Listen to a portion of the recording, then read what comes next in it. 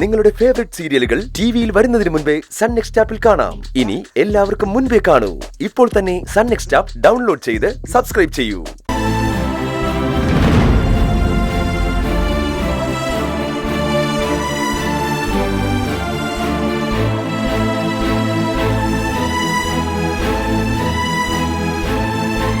ഗൗതം,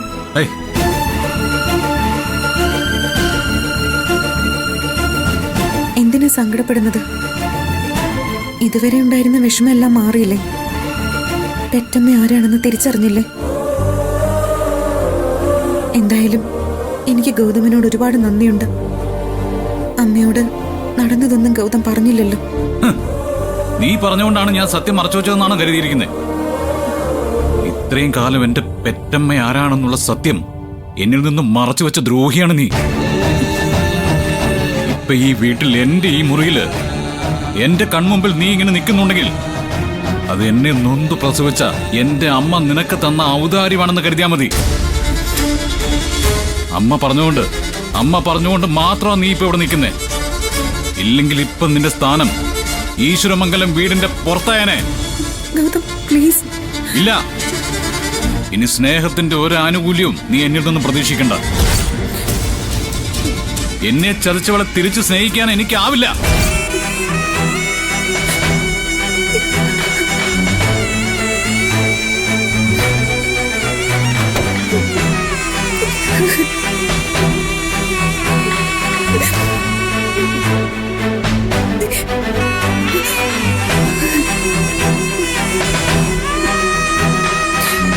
ദൈവമേ, ഞാൻ ഇക്കാലം അത്രയും എല്ലാവരോടും കള്ളം പറഞ്ഞതും സത്യം മറച്ചു വെച്ചതും ഇതുപോലൊരു പ്രശ്നം കുടുംബത്തിൽ ഉണ്ടാവാതിരിക്കാൻ വേണ്ടിയാണ്.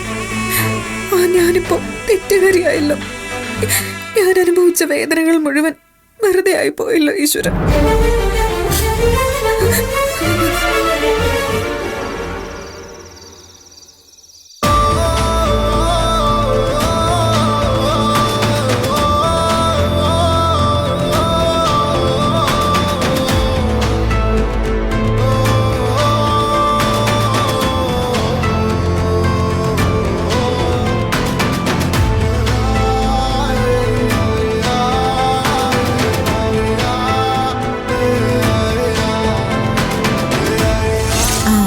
പിന്നെ നമുക്കൊരു കാര്യം ചെയ്യാം. മക്കളുടെ എണ്ണം 3 നിർത്തണ്ട, ഒരു 11 എണ്ണം ആയിക്കോട്ടെ. അപ്പോഴേ സ്വന്തമായിട്ടൊരു ക്രിക്കറ്റ് ടീം തന്നെ ഉണ്ടാക്കാലോ.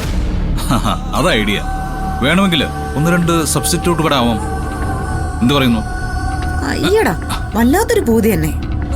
ഭാവിയിലെ സ്വപ്നത്തെ കുറിച്ച് ചിന്തിക്കുമ്പോ മക്കളെ ജനിപ്പിക്കുന്ന കാര്യമല്ലാതെ വേറെ ഒന്നും പറയാനില്ല അല്ലേ?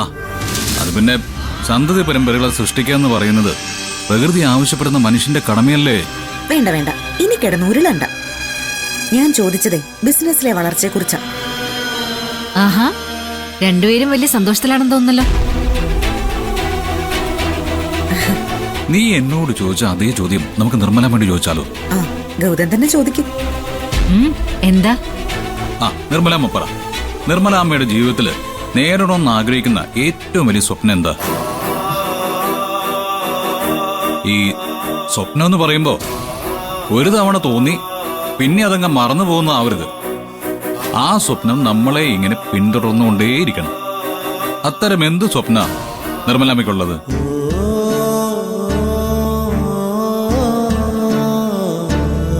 നിർമ്മലാമ്മയ്ക്ക് മനസ്സിലായില്ലേ? ഓരോരുത്തർക്കും ഓരോ വലിയ ആഗ്രഹങ്ങൾ കാണുമല്ലോ. ഉദാഹരണത്തിന് ഇപ്പോ വീട് വെക്കണം, കാർ വാങ്ങണം, അങ്ങനെ അങ്ങനെ അങ്ങനെ എന്തെങ്കിലും ഉണ്ടോ?